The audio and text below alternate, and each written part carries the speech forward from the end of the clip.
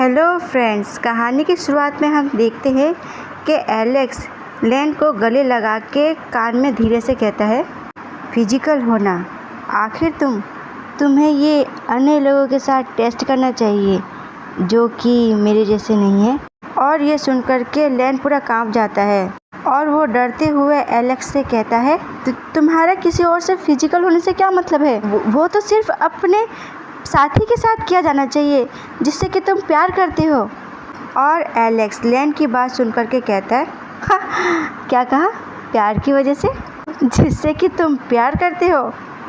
हाँ, सही कहा तुमने। जैसे कि तुम और मैं एक दूसरे से प्यार करते हैं, है ना? इसीलिए तो हमने शादी की और अब हम मेरे पिता को एक ग्रैंड चाइल्ड देंगे, है ना? और ये बात सुनकर के लेन काफ़ी डर जाता है और लेन एलेक्स को कहता है, वो और ये नालायक एलेक्स सोफे में बैठते हुए लेन से कहता है, यहाँ पे जितने भी अल्फाज हैं वो सब बहुत ही ज़्यादा हैंडसम है लेन, और हो सकता है कि तुम्हें वो प्यार मिल जाए जिसकी कि तुम तलाश कर रहे हो। और उसकी बात सुनकर के लेन काफ़ी गुस्से में आ जाता है और वो मन में कहता है, तुम जानते हो कि मैं तुम्हारे बारे में कैसा महसूस करता हूँ और तुम्हारे लिए बोलना बहुत ही आसान है क्योंकि तुमने वो सब महसूस नहीं किया है जो कि मैं महसूस करता हूँ। और तभी सारे अल्फाज लेन के करीब आने लगते हैं। डरते हुए गुस्से में उनसे कहता है, क्या चाहती हो तुम? और तुम मेरे करीब क्यों आ रहे हो? पर वो अल्फाज उसकी बात नहीं मानते और ये देखते हुए लेन एलेक्स से कहता है, एलेक्स मैं अपने कमरे में जा रहा हूँ। और तभी वो अल्फाज लेन को पकड़ लेते हैं और लेन डर से गुस्से में उनसे कहता है, ये क्या है? मुझे जाने दो। ये गधा एलेक्स उससे कहता है, जो कि एक ओमेगा के साथ मज़े से बैठा हुआ होता है, अपने हाथ का इशारा करते हुए, हे लेन, रात अभी भी जवान है, अभी तुम्हें अपने कमरे में इतनी जल्दी जाने की ज़रूरत भी तो नहीं है और ये सब मैंने तुम्हारे लिए तो प्रिपेयर किया है। और हम देखते हैं कि लेन को दोनों तरफ से अल्फाज पकड़ रहे होते हैं और लेन उनसे छूटने की कोशिश कर रहा होता है और एलेक्स को देख रहा होता है और इन सब चीज़ों से लेन काफ़ी डर गया होता है। और एलेक्स मुस्कुराते हुए लेन से कहता है, पार्टी बस अभी ही शुरू हुई है लेन। और हमें बाहर का नज़ारा दिखाया जाता है और हम सुनते हैं मिस्टर कार्लो की आवाज़, जिसने एलेक्सी पे हमला किया था वो आज पकड़ा गया है। और फिर हम देखते हैं मिस्टर कार्लो और साशा को।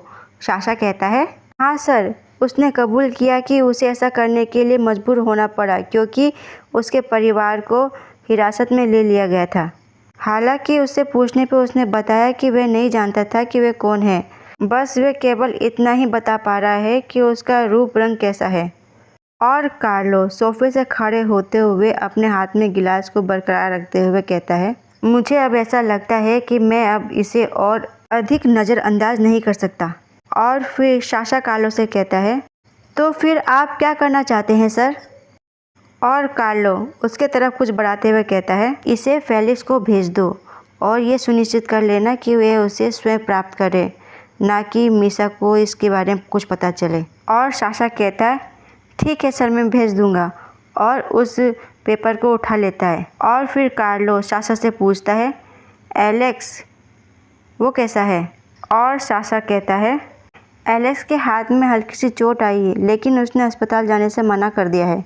और फिर कार्लो साशा से कहता है, अगर वह छोटी सी चोट है तो रहने दो, वह स्वयं अपनी देखभाल करने की आदी है।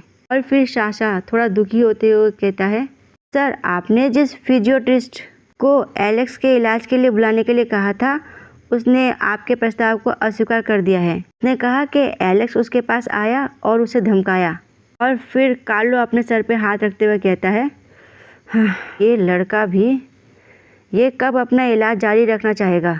और वो सोचता है कि उसके साथ कुछ भी गलत नहीं हो सकता। यहाँ तक कि जिस डॉक्टर ने मेरा इलाज किया उसने भी उसे संभालने से मना कर दिया। अगर वह लगातार ही ऐसा करता रहेगा तो कोई भी उसे बेहतर होने में मदद नहीं कर पाएगा और ना ही चाहेगा।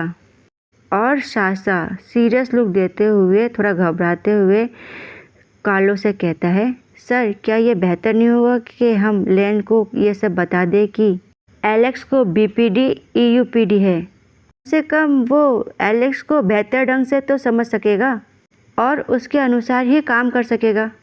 और साशा की बात सुन कर के कार्लो अपने गिलास को टेबल पर रखते हुए कहता है, मैंने एलेक्स के साथ उसकी शादी इसलिए नहीं करवाई कि मैं चाहता था कि वो दोनों साथ रहें, बल्कि मुझे वाकई में इस बात का रिग्रेट है कि वो दोनों मैट्स हैं।